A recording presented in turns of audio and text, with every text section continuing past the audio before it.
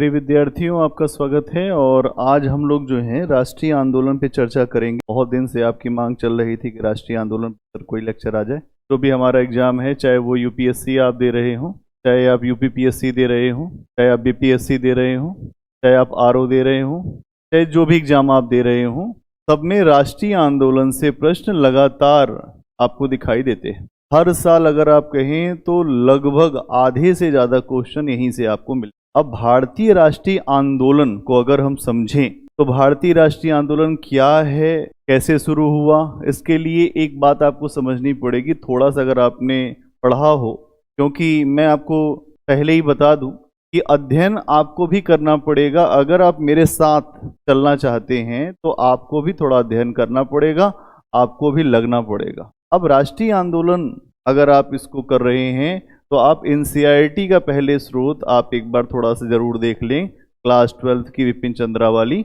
और उसके बाद हमारे लेक्चर को देखेंगे तो आपको जबरदस्त फायदा हो। इसको समझने के बाद पूरी स्टोरी आप समझ लीजिए। मेरा जो दृष्टिकोण होता है केवल प्री का ही नहीं होता, हम लोग मेंस को भी लेकर चलते हैं। सबसे पहले हम बात करेंगे कि राष्ट्रीयता का जन्म कैसे हुआ। अगर आप बात करें कि भारतीय राष्ट्रीय आंदोलन का जन्म कैसे हुआ, अंग्रेज आए, आप सबको पूरा पता है। 1757 प्लासी की लड़ाई, 64 बक्सर की लड़ाई, धीरे धीरे अंग्रेजों ने भारत के अलग अलग हिस्सों पर कंट्रोल कर लिया। आगल मैसूर युद्ध हो, आगल सिख युद्ध हो, आगल मराठा युद्ध हो, बहुत सारे संघर्ष किए अलग अलग हिस्सों में। जो युद्ध किए, उन युद्धों के बाद अंग्रेजों ने भारत में सीधे अपना अधिकार करना आरंभ किया और 1857 की जो क्रांति है उसी या भारतीय जो शक्तियां थी उनके द्वारा विरोध किया गया। और 57 में जो विरोध हुआ, एक बड़ी क्रांति हुई लेकिन असफल रही। और उसके बाद हम देखते हैं कि भारत में राष्ट्रीयता की एक भावना धीरे धीरे जन्म लेने लगी। हमारा स्वतंत्रता संघर्ष अगर कहें तो कई स्टेज से गुजरा है, मतलब स्टेज 1, स्टेज 2, स्टेज 3 ऐसे। 1757 से 1857, 1857 से 1947। इसमें आप 1857 के बाद देखेंगे तो धीरे धीरे धीरे धीरे धीरे धीरे राष्ट्रीयता की बात आपको दिखाई देगी। कई ऐसे आपको संस्थान दिखाई देंगे, लैंड होल्डर सोसाइटी, आगे चर्चा करूंगा, land holder society, east India association, ये कई ऐसे संस्थान थे जिसने धीरे धीरे भारत में राष्ट्रीयता की बात की। हम एक राष्ट्र के रूप में भी हैं, हमारा शोषण हो रहा है। और बहुत सारे विद्वान, जिसमें दादा भाई नौरोजी, आरसी दत्त, महादेव गोविंद रनाडे, बहुत सारे विद्वानों ने ये बताया कि अंग्रेजों के शासन में भारत में क्या समस्या है। तो यहाँ समझने की जरूरत है कि हमारा जो संघर्ष है वो कई लेयर्स में है। और अगर आज हम देखें तो हम ये देख सकते हैं कि सबसे पहले अगर हमारे यहाँ अगर राष्ट्रीय आंदोलन या राष्ट्रीयता का जो जन्म हुआ, उसके पीछे का मुख्य कारण क्या था, तो भारत में सामाजिक और धार्मिक सुधार आंदोलन। सामाजिक और धार्मिक सुधार क्या है, आप जानते हैं कि जब राष्ट्रीय आंदोलन और जब राष्ट्रीयता की बात हुई तो हमें इस बात का आभास हुआ कि अंग्रेज हमारी संस्कृति, हमारी सभ्यता को बहुत नीची निगाह से देखते हैं, बहुत हे नजरिए से देखते हैं। फिर हमने अपने प्राचीन संस्कृति इतिहास का अध्ययन शुरू किया। हमें पता चला कि हम कितने महान हैं, हमारी संस्कृति कितनी महान है, वैदिक लोग आर्य कितने महान थे, महिलाओं की स्थिति कितनी अच्छी थी, सब कुछ हमें पता चला। और फिर धीरे धीरे हमने चीजों को बेहतर करना शुरू किया। और अंग्रेज जो ये बोलते थे कि हम असभ्यों को सभ्य बनाने आए हैं, हमने उसका काउंटर करना शुरू। तो यहाँ समझने की जरूरत है कि हमने अपने समाज में सुधार किया, अपने धर्म में सुधार किया और अपनी संस्कृति के उन गौरवशाली तत्वों को भी देखने का प्रयास किया जहां से हमें आत्मसम्मान मिलता। इसमें अगर आप देखें तो बहुत सारे लोग हैं। राजा राम मोहन राय, आप जानते सती प्रथा को इन्होंने रुकवाया, जो लॉर्ड विलियम वेंटिक से कह के। इनकी खुद की भाभी मंजरी देवी को सती किया गया था। और आगे चल के राजा राम मोहन राय ने इस पे पूरा अपने यहाँ एक विरोध किया। धीरे धीरे अंग्रेजों के सामने भी ये मुद्दा उठाया और उनको सफलता भी मिली। इसके अलावा आपको दयानंद सरस्वती दिखाई देंगे। इसके अलावा और भी बहुत सारे विद्वान हैं, बहुत सारे लोग जिन्होंने हमारे समाज को बदलने का प्रयास किया, हमारे धर्म में जो बुराइयां थी वो दूर करने का प्रयास किया। सामाजिक और धार्मिक सुधार, आप जानते हैं जिस समाज में या जिस देश में समाज बड़ा पिछड़ा होता है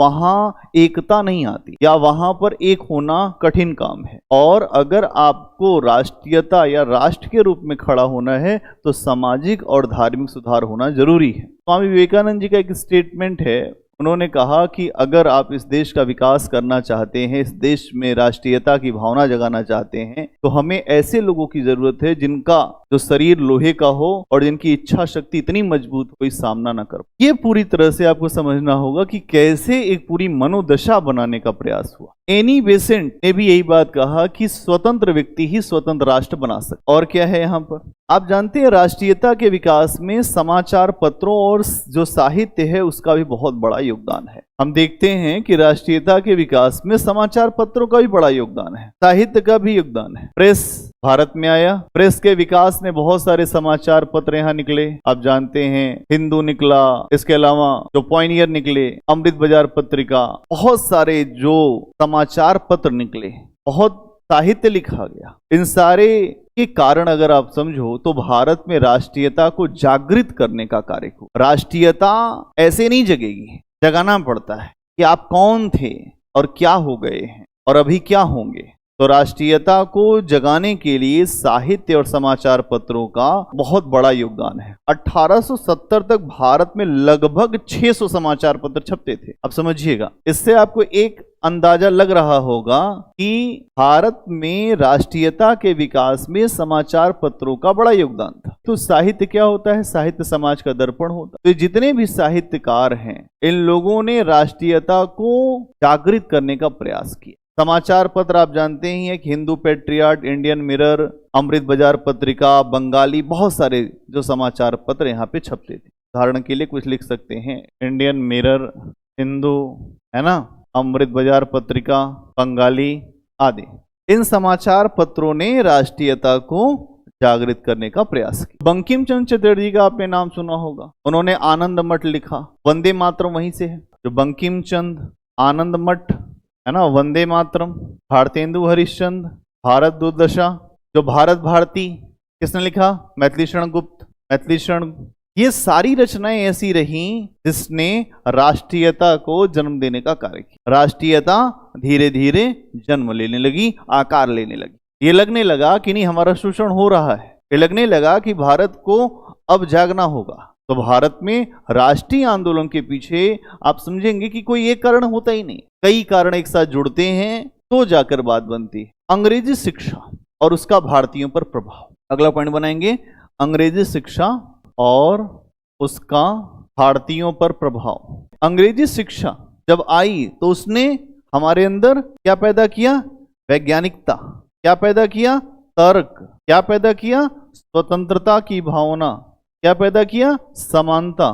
ये अगर आप समझें तो वैज्ञानिक और जो अंग्रेजी शिक्षा है, अंग्रेजी शिक्षा जब भारत में आई और राष्ट्रीय आंदोलन में अगर आप देखें तो अंग्रेजी शिक्षा के आने के बाद जो शिक्षित तबका था भारत में और जो मध्यम वर्ग का उदय हुआ, जो मध्यम वर्ग का उदय हुआ, उस मध्यम वर्ग ने यूरोप के पूरे अच्छे तत्वों को देखा और समझा कि क्या क्या वहां जरूरत है और क्या क्या भारतीयों को चाहिए, और उसके वजह से हमने अपने भीतर स्वतंत्रता, समानता, तर्क, विज्ञान सबको लेकर आए। और यहीं से अगर आप कहें तो नव जागरण, जो हिंदी साहित्य में आता है नव जागरण। नव जागरण क्या होता है?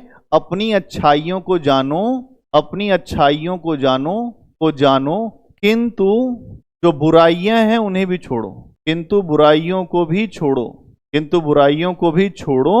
और अगर कोई बाहर से अच्छे मूल्य मिले तो उन्हें स्वीकार करो, उन्हें स्वीकार करो। ये उनको स्वीकार करना पड़ेगा, तब जाकर आपके भीतर अगर आप देखें तो ये सारी चीजें आएंगी। पाश्चात्य विचारधारा आप देखिए, भारतीयों के अंदर क्या था? जड़ता, हम ही सर्वश्रेष्ठ हैं, हम ही बहुत अच्छे हैं। लेकिन जब अंग्रेज आए, अंग्रेजों का शासन स्थापित हो गया, तो धीरे धीरे हमें यह पता चला कि नहीं, हमसे भी अच्छा कोई दुनिया में है और उनसे भी कुछ सीखा जा सकता है, तर्क सीखा जा सकता है, विवेक सीखा जा सकता है। और ऐसा दृष्टिकोण जहां स्वतंत्रता हो, समानता हो और प्रतिनिधित्व के मूल्य हो, कि नहीं प्रतिनिधित्व चाहिए। आप जानते हैं कि अमेरिका में इसी बात पर जो संग्राम हुआ था कि हमें प्रतिनिधित्व चाहिए, और अगर प्रतिनिधित्व नहीं तो टैक्स नहीं। तो ये सारी बातें जब अंग्रेजों की शिक्षा पद्धति आई, पश्चिमी शिक्षा मॉडल आया, तो हमें बहुत सारी चीजें प्राप्त हुई, और यहां हमें यह समझना पड़ेगा। इसके अलावा और क्या है? विश्व की बहुत सारी घटनाएं जो हो रही थी, 1776 अमेरिका का स्वतंत्रता संग्राम, 1789 जो फ्रांस की क्रांति, सबका असर है भारत के ऊपर। 1776 अमेरिका का स्वतंत्रता संग्राम, ठीक है, 1789 जो फ्रांस की क्रांति, और आप देखोगे कि सबका असर है भारत में। शिक्षित बुद्धिजीवी जो हैं, यहाँ का जो मध्यम वर्ग है, उसके ऊपर बहुत असर पड़ रहा है। स्पेन में जो क्रांति हो रही है, सब जगह क्रांति। इसके अलावा अगर आप देखें, बहुत सारे ऐसे विद्वान हैं जो यूरोप में हुए, जिनका बड़ा असर यूरोप में रहा। उन विद्वानों को भारतीयों ने भी पढ़ा। जैसे अगर आप देखें, Voltaire, J S. Mill, Rousseau, Mazzini, Garibaldi, सबको पढ़ा जा रहा है। कौन कौन? Voltaire, Kant, Rousseau, Mazzini, Garibaldi, बहुत बड़े बड़े विद्वान। अगर आप देखोगे ना, तो हमने बहुत कुछ सीखा है, और जब सीखा है तभी हम आगे बढ़ पाए हैं। तो राष्ट्रीयता का जन्म ऐसे ही नहीं हो गया। राष्ट्रीयता के जन्म के पीछे एक नहीं अनेक कारण है। तो यहां हमें यह समझना पड़ेगा, ठीक है। अगर आप देखें तो कुछ लोग, एक ऐसे विद्वान, इनका नाम है मैकडोनाल्ड, वो कहते हैं, रैमजे मैकडोनाल्ड, कि भारतीयों ने पश्चिम के विद्वानों से व्यक्तिगत अधिकार, स्वतंत्रता के सिद्धांत को सीख लिया, और बाद में भारतीय नेताओं ने उन्हीं अधिकारों को अंग्रेजों से मांगना शुरू किया। क्या ये विद्वान का क्या स्टेटमेंट है? मैकडोनाल्ड का कथन है। मैकडोनाल्ड का कथन क्या है? MacDonald, Ramsay MacDonald. Ramsay MacDonald एक बात कहता है, इस पे जो क्वेश्चन भी आ चुका है यूपीएससी में, कि भारत ने पश्चिम के हथौड़ों से ही अपनी गुलामी की जंजीरों को तोड़ दिया। अब ये स्टेटमेंट यहां है। देखिए, फैक्ट पढ़ने वाले बहुत सारे लोग हैं, लेकिन कॉन्सेप्ट को समझ पाना आसान नहीं होता। कॉन्सेप्ट को समझने के लिए स्टेटमेंट की गहराई में जाना पड़ता है। रैमजे मैकडोनाल्ड ने कहा कि भारत ने पश्चिम के विद्वानों के जो मूल्य थे उनको सीख लिया, स्वतंत्रता, समानता, बंधुत्व, और बाद में उसी के आधार पर समानता मांगने लग गए, उसी के आधार पर राष्ट्रीयता की बात करने लग गए, और बाद में अंग्रेजों को अपने ही जाल में फंसा दिया। इसीलिए पश्चिम के हथौड़े से हमने अपनी गुलामी की जंजीरों को काट दिया। 150 शब्द में लिखना है, लिख दीजिए। ये तरीका है। तो आज के लिए हम लोग यहीं रुकेंगे, और कल हम लोग बात करेंगे इसके आगे, और ये देखेंगे कि राष्ट्रीयता के विकास में केवल इतने ही कारण नहीं है। अभी नस्लीय भेदभाव, आपको कहा गया काला, आपको कहा गया मूर्ख, आपको कहा गया जंगली, आपको कहा गया कि आप कुछ नहीं जानते। और इस भावना ने भी, जब हम शिक्षा आई हमारे पास, तो हमने कहा कि हम जंगली कहाँ हैं। हमने अध्ययन किया अपने अतीत का। अध्ययन करने के बाद हमने कहा, भाई हम जंगली तो नहीं हैं, हम तो महान लोग हैं दुनिया के। वेद हमारे यहाँ उतरे, उपनिषद हमारे यहाँ उतरे, हम तो दुनिया को सभ्यता का पाठ पढ़ाते, तो हमें जंगली कहते हो। तो कल इसके आगे चर्चा करेंगे। आज यहीं रुकते हैं। बहुत धन्यवाद, मिलते हैं अगली क्लास में।